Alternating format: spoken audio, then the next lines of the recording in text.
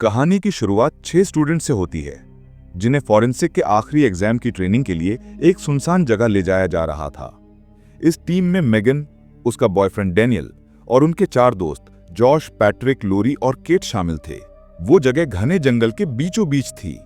कई साल पहले इसी जंगल में एक जेल हुआ करता था, लेकिन अब वो जेल खंडर बन चुका था क्योंकि एक बार यहाँ एक भयानक हादसा हुआ था जिसमें कई कैदी मारे गए थे। अब वही 6 स्टूडेंट्स उसी डरावनी जगह पर अपना फाइनल टेस्ट देने पहुंचे थे। ये टेस्ट उनके करियर का सबसे बड़ा इम्तिहान था। अगर वो पास हो जाते तो उन्हें फॉरेंसिक डॉक्टर बनने की क्वालिफिकेशन मिलती। ये पूरा टेस्ट उनके प्रोफेसर टॉम ने तैयार किया था। स्टूडेंट्स के आने से पहले ही उसने अलग अलग जगहों पर लाशें रख दी थी। ये लाशें उन्हीं कैदियों की थी जो हादसे में मारे गए थे। अब स्टूडेंट्स का काम था उन लाशों को ढूंढना, उनकी जांच करना और पूरी रिपोर्ट तैयार करके प्रोफेसर टॉम को सौंपना। उसी रिपोर्ट के आधार पर तय होना था कि कौन पास होगा और कौन फेल। इस तैयारी में उस एरिया का ऑफिसर भी टॉम की मदद कर रहा था। उसने लाशों को सही जगहों पर रखने में टॉम का साथ दिया। जब सब काम पूरा हो गया तो ऑफिसर वहां से चला गया और टॉम से बोला कि वो अगले सुबह उन्हें लेने वापस आएगा। उसके बाद टॉम का असिस्टेंट ब्रैड गाड़ी लेकर पहुंचा। उसने स्टूडेंट्स को रास्ते से पिक किया और उन्हें जंगल के बीच बने एक पुराने कैबिन की ओर ले गया, जहां प्रोफेसर टॉम पहले से ही उनका इंतजार कर रहा था। जैसे ही बच्चे टॉम के पास पहुंचे, उसने सबको उनके टेस्ट के बारे में समझाना शुरू किया। टॉम ने कहा कि उन्हें 3 टीमों में बांटा जाएगा। हर टीम में 2-2 लोग होंगे और दोनों को मिलकर काम करना होगा। उसने सभी बच्चों के मोबाइल ले लिए और उन्हें सिर्फ वॉकी टॉकी दिया। अब उसी की मदद से बच्चे टॉम से संपर्क कर सकते थे। फिर टॉम ने ब्रैड को शेड से वॉकी टॉकी लाने भेजा। शेड में पहुंचकर ब्रैड को ड्रग्स लेने की तलब हुई।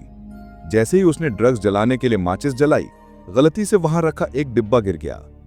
उस डिब्बे में रखा केमिकल कुछ वॉकी टॉकी पर फैल गया, जिससे वे खराब हो गए।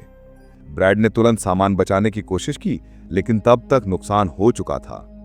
डांट खाने के डर से उसने टॉम को इस बारे में कुछ नहीं बताया और वही खराब वॉकी टॉकी बाकी बच्चों को दे दिए। इसके बाद टॉम ने सभी बच्चों से कहा कि वे जल्दी से अपनी अपनी टीम बना ले, क्योंकि उनके पास सिर्फ अंधेरा होने तक का समय था। उसी वक्त तक उन्हें अपनी अपनी रिपोर्ट तैयार करनी थी। यह सुनकर बच्चों ने तुरंत टीमें बना ली। पहली टीम में थे डेनियल और पैट्रिक, दूसरी टीम में थे जॉश और ब्रैड, तीसरी टीम में थी मेगन और केट। टीमें बनते ही बच्चे अलग अलग दिशाओं में निकल पड़े। दूसरी तरफ टॉम अपने कैबिन में बैठ गया और मॉनिटर पर उनकी हर हरकत पर नजर रखने लगा। उसने हर एक लाश के पास कैमरे लगा रखे थे ताकि वो स्टूडेंट्स की जांच और काम करने का तरीका साफ साफ देख सके। पहली टीम को एक कार के पास भेजा गया जहां कार के अंदर एक लाश रखी थी। दूसरी टीम को एक बस की तरफ भेजा गया और तीसरी टीम को एक झील के पास भेजा गया। इसी बीच ब्रैड स्टूडेंट्स के लिए खाना बना रहा था। तभी उसे कुछ अजीब लगा। उसने देखा कि वहां रखी कुछ चीजें गायब हो गई थी। ये सोचकर वो हैरान रह गया कि जब यहाँ उसके अलावा और कोई नहीं है तो चीजें गायब कैसे हो सकती हैं। घबरा कर वो सीधा प्रोफेसर टॉम के पास पहुंचा और बोला, इस जगह पर हमारे अलावा कोई और भी है। लेकिन प्रोफेसर के पास उसकी शिकायत सुनने का समय नहीं था। उसने गुस्से में ब्रैड को जाने को बोल दिया। हालांकि ब्रैड के मन में डर बैठ चुका था कि यहाँ कुछ ठीक नहीं है। डर के बावजूद उसने जल्दी जल्दी खाना बनाया, उसे टिफिन में पैक किया और बच्चों तक पहुंचाने निकल पड़ा। रास्ते में जब वो खुद को हल्का करने के लिए रुका तो उसने एक छोटे से घर के अंदर कुछ देखा। वहां एक लाश पड़ी थी। ब्रैड दंग रह गया क्योंकि उसे पता था कि टॉम ने इस जगह कोई लाश नहीं रखी थी। वो तुरंत मेगन और केट के पास गया और उन्हें बताया, उस घर के अंदर भी एक लाश पड़ी है, जाकर देखो, लगता है वो बहुत पुरानी लाश है। मेगन ने तुरंत वॉकी टॉकी से टॉम से इस बारे में पूछा। टॉम भी ये सुनकर हैरान हुआ, लेकिन उसने मेगन से कहा कि ब्रैड की बातें सही नहीं हो सकती क्योंकि वो हमेशा नशे की हालत में रहता है। लेकिन ब्रैड जिद पर अड़ा रहा। मैं सच बोल रहा हूं, मैंने अपनी आंखों से वो लाश देखी है।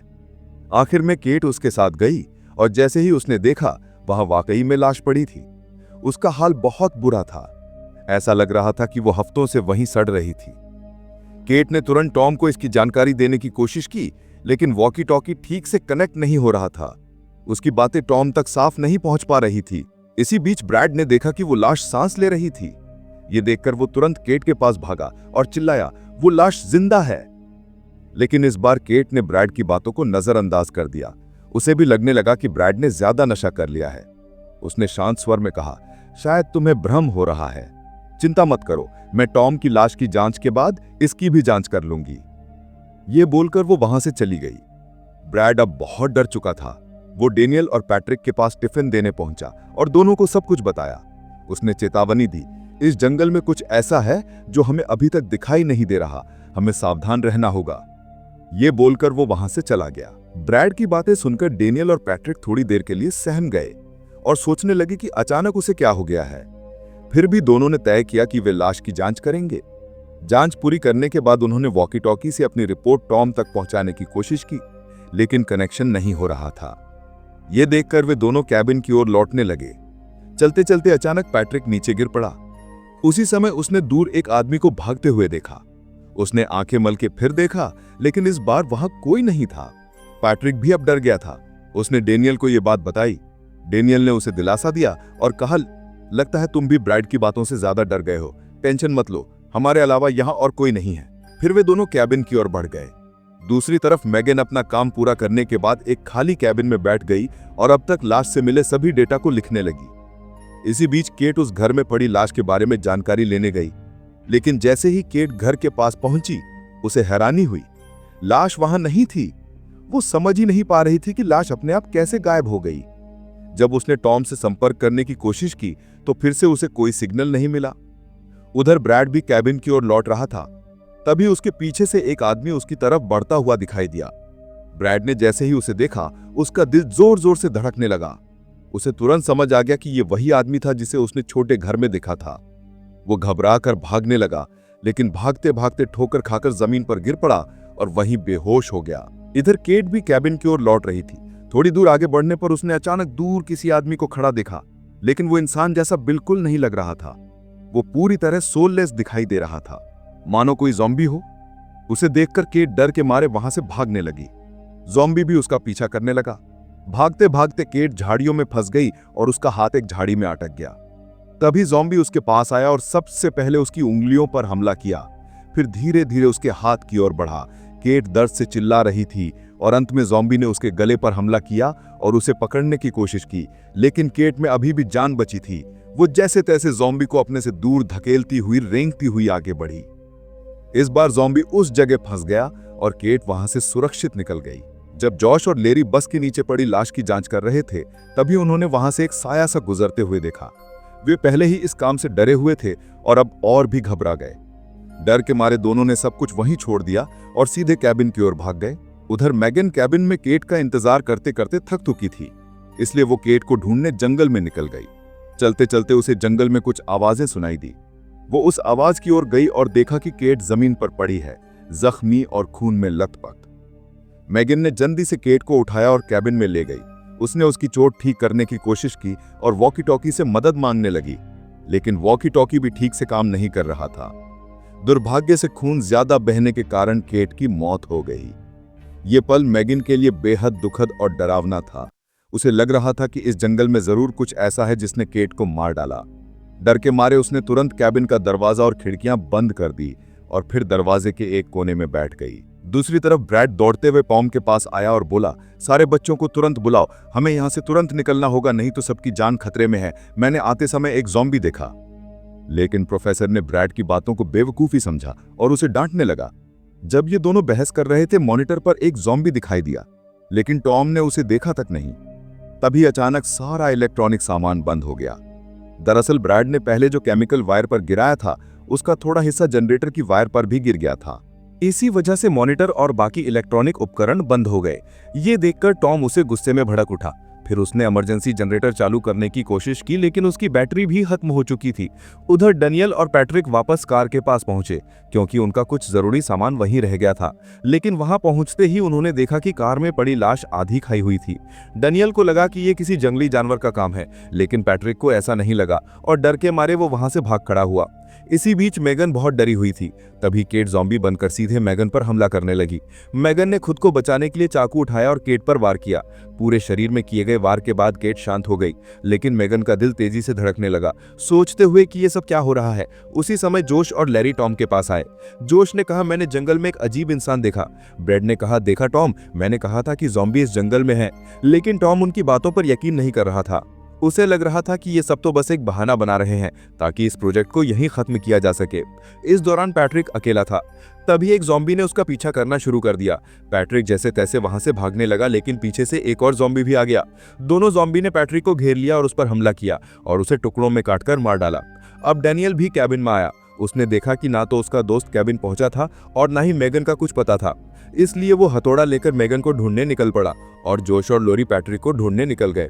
उधर पैट्रिक भी ज़ॉम्बी बन गया और शिकार की तलाश में मेगन के कैबिन तक पहुंचा। मेगन अभी भी केट से लड़ रही थी क्योंकि केट बार बार मरने के बाद फिर से जिंदा हो जाती थी। तभी मेगन ने एक रड उठाया और उसे केट के मुंह में डालकर दीवार से टिकाया। इसी बीच पैट्रिक कैबिन में घुस आया। उसे देखकर मेगन ने जल्दी से उसके चेहरे पर केमिकल डालकर उसे जलाने की कोशिश की, लेकिन उसे मार नहीं पाई। इस बीच केट ने वो रड निकाली और मेगन की ओर बढ़ने लगी। मेगन ने पास रखे लकड़ी के टुकड़े उठाए और केट के सिर पर वार किया, जिससे वो मर गई। अब मेगन को समझ आ गया कि ज़ॉम्बी के सिर पर वार करने से ही उन्हें मारा जा सकता है। तभी पैट्रिक फिर से उठ खड़ा हुआ। मेगन के पास कुछ मारने के लिए हथियार नहीं था, इसलिए उसने पास रखे केमिकल से एक बॉम्ब बनाया और पैट्रिक के खुले मुंह में डाल दिया। बॉम्ब फट गया और पैट्रिक वहीं मर गया। अब अंधेरा होने लगा था। ब्रैड खिड़की की तरफ देख रहा था कि तभी अचानक एक ज़ॉम्बी बाहर दिखाई दिया। ये देखकर प्रोफेसर ने उस पर गोली चलाई। अब टॉम को विश्वास हो गया कि ब्रैड सच बोल रहा था। तभी दरवाजे पर कुछ आवाजें सुनाई दी। प्रोफेसर को लगा कि शायद ये बच्चे लौट आए हों, इसलिए ब्रैड के मना करने के बावजूद उसने दरवाजा खोल दिया। तभी अचानक ज़ॉम्बी ने उस पर हमला कर दिया। टॉम ने तुरंत ज़ॉम्बी को शूट करने की कोशिश की, लेकिन तभी ज़ॉम्बी ने उस पर हमला कर दिया और टॉम की बंदूक गिर गई। ब्रैड तुरंत बाहर आया और टॉम को कैबिन के अंदर ले गया, लेकिन बंदूक बाहर थी और टॉम के हाथ से बहुत खून बह रहा था। ब्रैड ने पूछा, ज़ॉम्बी ने तुम्हें काटा क्या? टॉम ने कहा, नहीं, गिरने से चोट लगी है। दूसरी ओर मेगन ने तय कर लिया कि उसे यहाँ से बचकर निकलना होगा। उसने अपने दोस्त की लाश से निकली लकड़ी उठाई और कैबिन से बाहर निकलते ही पास खड़े ज़ॉम्बी को अपनी ओर आकर्षित करने लगी। फिर वो एक कोने में छिप गई। तभी डैनियल कैबिन में आया। उसने मेगन के दोस्त की लाश की हालत देखी और बहुत हैरान हुआ। वो मेगन को बुलाने लगा, लेकिन मेगन ने तुरंत अपना हाथ मुंह पर रखा और उसे चुप रहने को कहा। ज़ॉम्बी अब कैबिन में घुस आया था और केट की लाश को देखकर उसे खाने लगा था। मेगन ने इस मौके का फायदा उठाया और ज़ॉम्बी के पेट पर लकड़ी से जोरदार वार किया। डैनियल ने भी ज़ॉम्बी के सिर पर वार किया, लेकिन हमला सही तरह से नहीं लगा, इसलिए ज़ॉम्बी मारा नहीं गया। ये देखकर मेगन और डैनियल डर के मारे तुरंत वहां से भाग निकले। उधर टॉम ने ब्रैड से कहा कि वो कैबिन में रहे और खुद बंदूक लेने के लिए बाहर निकल गया। बाहर जाकर उसने देखा कि किचन के अंदर एक ज़ॉम्बी मांस खा रहा था और तबाही मचा रहा था। ये देखकर टॉम धीरे धीरे ज़ॉम्बी की ओर बढ़ने लगा ताकि उसे मार सके। कैबिन के अंदर खून की गंध से एक और ज़ॉम्बी नीचे पहुंच गया और कैबिन को तोड़ने लगा। ब्रैड डर के मारे चीखने लगा और प्रोफेसर को आवाज देने लगा, लेकिन प्रोफेसर किचन में मौजूद ज़ॉम्बी पर गोली चलाने में व्यस्त था। आखिर में गोली किचन वाले ज़ॉम्बी के सिर में लगी और वो मर गया। लेकिन इसी बीच कैबिन में ब्रैड को दूसरा ज़ॉम्बी पकड़ लिया। ब्रैड की चीखें प्रोफेसर तक सुनाई दी, लेकिन जब तक वो कैबिन तक पहुंचता, ज़ॉम्बी ब्रैड को कैबिन से बाहर घसीट ले गया। दूसरी ओर मेगन और डैनियल ज़ॉम्बी से भागते हुए एक जगह पहुंचे जहां उन्होंने ब्रैड को बहुत बुरी हालत में पाया और उनकी आंखों के सामने ही ब्रैड ने अपना दम तोड़ दिया। मेगन चाहती थी कि वो ब्रैड को ज़ॉम्बी बनने से पहले सिर पर वार कर दे, लेकिन डैनियल ने उसे रोका और मेगन को लेकर वहां से भाग गया। जैसे ही वो वहां से दूर गए, ब्रैड फिर से जिंदा हुआ और अब पूरी तरह एक ज़ॉम्बी बन गया। भागते भागते वो बस तक पहुंचे। प्रोफेसर भी वहां आया और बाकी बच्चों के बारे में पूछा। मेगन ने कहा, हमारे 3 दोस्त ब्रैड के साथ मारे गए, हम दोनों जिंदा हैं, बाकी 2 का हमें कोई पता नहीं। प्रोफेसर ने उन्हें बस के अंदर रहने को कहा और बोला कि वो बाकी बच्चों को ढूंढता है। साथ ही उसने मेगन को अपनी बंदूक दे दी। मेगन अब पूरी तरह टूट चुकी थी। डैनियल ने उसे दिलासा दिया और बोला, जब तक मैं हूं तुम्हें कुछ भी नहीं होने दूंगा। इधर जोश और लैरी, जो अब तक जिंदा थे, ज़ॉम्बी के पीछे भागने से अपनी जान बचाते हुए भाग रहे थे। ज़ॉम्बी ने उन्हें पकड़ने की कोशिश की, लेकिन दोनों ने अपने पास रखी कुल्हाड़ी से उस पर वार किया और उसे पीछे छोड़ दिया। फिर भी ज़ॉम्बी उनका पीछा करता रहा और वो भागते भागते जंगल के उस हिस्से में पहुंच गए जहां कई और ज़ॉम्बी मौजूद थे। किसी तरह वो बचकर बस तक पहुंचे और दरवाजा बंद कर लिया। अब ज़ॉम्बी बस पर हमला करने लगे और दरवाजा तोड़ने की कोशिश करने लगे, लेकिन जोश ने किसी तरह बस चालू की और वहां से निकल गया। एक ज़ॉम्बी बस से चिपक गया था, लेकिन जिसे लैरी ने लात मारकर नीचे गिरा दिया। उधर मेगन और डैनियल को बस की आवाज सुनाई दी। वे सुनकर बाहर निकले, लेकिन तभी ब्रैड, जो ज़ॉम्बी बन चुका था, उन्हें देख लिया और उनकी ओर दौड़ पड़ा। मेगन ने ब्रैड पर गोली चलानी शुरू की, लेकिन एक गोली गलती से डैनियल को लग गई और वो जमीन पर गिर पड़ा। ब्रैड उसे काटने ही वाला था कि मेगन ने तुरंत उसके सिर पर गोली मार दी और उसे मार गिराया। इसके बाद मेगन ने डैनियल को उठाया, माफी मांगते हुए उसे संभाला और फिर वे दोनों वहां से भाग निकले। रास्ते में उन्हें बस मिल गई। मेगन ने डैनियल को बस में बिठाया और वे दोनों वहां से निकल पड़े। रास्ते में जो भी ज़ॉम्बी उनके सामने आते, जोश उन्हें कुचलता हुआ आगे बढ़ता रहा, लेकिन तभी एक बहुत ताकतवर ज़ॉम्बी उनके रास्ते में आ गया। जोश ने बस उसे रौंदने के लिए आगे बढ़ाई, लेकिन ज़ॉम्बी नहीं मरा। ये देखकर जोश ने बस रिवर्स में लेने की कोशिश की, लेकिन अब बस चालू नहीं हो रही थी। तब ज़ॉम्बी ने बस का शीशा तोड़कर अंदर प्रवेश किया और लैरी को पकड़ लिया। इसी समय बस चालू हो गई, लेकिन ज़ॉम्बी ने लैरी को अभी भी पकड़ रखा था। इस अफरा तफरी में बस अंततः एक कैबिन से टकरा गई और लैरी वहीं मारा गया। लैरी की मौत देखकर जोश सदमे में चला गया, लेकिन उनके पास समय नहीं था। मैगन ने उसे बस तुरंत चलाने के लिए कहा। तभी बस के अंदर वही ज़ॉम्बी मैगन पर हमला करने लगा। वो उसे मार ही देता कि डैनियल ने गोली चलाकर ज़ॉम्बी का सिर में मारा और उसे मार गिराया। अब बस फिर से चल पड़ी। जोश अभी भी सदमे में था और उसका ध्यान भटक गया, जिससे बस का एक्सीडेंट हो गया। एक्सीडेंट के बाद सभी ने जैसे तैसे खुद को संभाला, लेकिन जोश का पैर टूट गया था और वो बुरी तरह घायल हो गया था। मैगन ने तुरंत उसका इलाज किया और उसकी हड्डी जोड़ दी। इसके बाद तीनों वहां से निकल गए और कुछ ही सेकंड बाद पेट्रोल लीक होने के कारण बस धमाके के साथ फट गए। अब तीनों पास के एक घर में पहुंचे। डैनियल आराम करने लगा और मैगन अपने दोस्त के साथ पहरा देने लगी। तभी एक ज़ॉम्बी वहां आ गया। मैगन ने उस पर गोली चलाई, लेकिन कोई भी गोली उसके सिर पर नहीं लगी। ज़ॉम्बी पीछे से आकर उस पर हमला करने लगा। मैगन ने फिर से गोली चलाई, लेकिन गोलियां खत्म हो गईं। ज़ॉम्बी ने उसे पकड़ लिया। तभी जोश ने पास रखी एक लकड़ी उठाई और सीधे ज़ॉम्बी के सिर पर मार दी, जिससे मैगन की जान बच गई। सुबह होने पर प्रोफेसर उनके पास पहुंचा। थोड़ी देर बाद वही ऑफिसर अपनी कार लेकर आया। जैसे ही वो आया, प्रोफेसर गुस्से में उसे पकड़कर जोर से बोला, सच सच बता, इस जंगल में क्या हुआ था और यहाँ कैदी ज़ॉम्बीज कैसे बन गए थे? ऑफिसर को मन्ना होने के बावजूद सच बताना पड़ा। वो काला केमिकल असल में कैदियों पर किए जाने वाले गुप्त प्रयोगों के लिए था, लेकिन प्रयोग फेल हो गए और इसके परिणामस्वरूप सभी कैदी ज़ॉम्बी में बदल गए। तभी वहां एक ज़ॉम्बी दिखाई दिया। ये देखकर प्रोफेसर ने गुस्से में ऑफिसर को धक्का देकर उसे ज़ॉम्बी के आगे फेंक दिया और बाकी सभी को लेकर ऑफिसर की कार में बैठ गया। जैसे ही उसने कार चालू करने की कोशिश की, उसने देखा कि चाबी वहां नहीं थी। उसी समय ज़ॉम्बी उनकी कार की ओर बढ़ने लगा और इसी के साथ ही ये मूवी यहीं खत्म होती है। अगर आपको एक्सप्लेनेशन अच्छा लगा हो तो वीडियो को लाइक और कमेंट जरूर करें। ऐसी ही और मजेदार और अनोखी कहानियों के लिए चैनल को सब्सक्राइब करना ना भूलें।